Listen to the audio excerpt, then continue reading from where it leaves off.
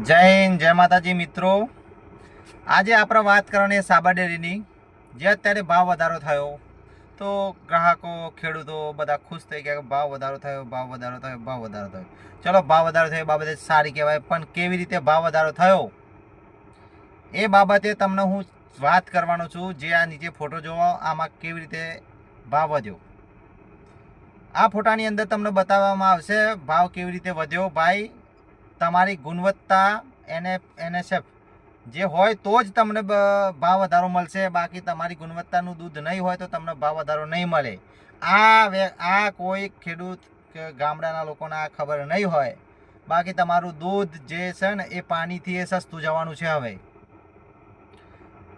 એનો ફરી એક બીજો વિડીયો આવશે, હું આખો તમને સમજાવીશ કે કેવી રીતે સાબર ડેરીએ ભાવ વધાર્યો છે અને કેવી રીતે ગ્રાહકને ફાયદો થવાનો અને કેવી રીતે નુકસાન જવાનું। પણ સૌથી વધારે નુકસાન જવાના ચાન્સીસ છે, કારણ કે આમાં જ્યાં સુધી સાબર ડેરીમાં રાજકારણ ઇન્વોલ્વ છે ને ત્યાં સુધી આવું જ તંત્ર ચાલવાનું। કારણ કે દર વર્ષે વધારો આપવાનો આવે એટલે આ લોકોનો નાટક ચાલુ થઈ જાય।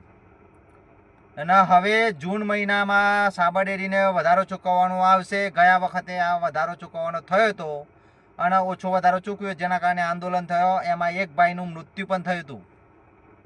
એટલે હવે વધારો ચૂકવવાનો થયો એટલે કાંઈ ને કાંઈ કરી અને ગ્રાહકને ગમે તે કરીને પૈસા ઓછા આવે એવું આ લોકોનું પ્લાનિંગ છે। એટલે હું તમને નેક્સ્ટ વિડીયોમાં બતાવીશ કે ભાવ વધારો થયો છે હકીકતમાં, પણ કે એના ગ્રાહકને કેટલું નુકસાન છે એ નેક્સ્ટ વિડીયોમાં આવશે। ત્યાં સુધી આપણો પેજને ફોલો કરી દો। જય હિન્દ, જય માતાજી।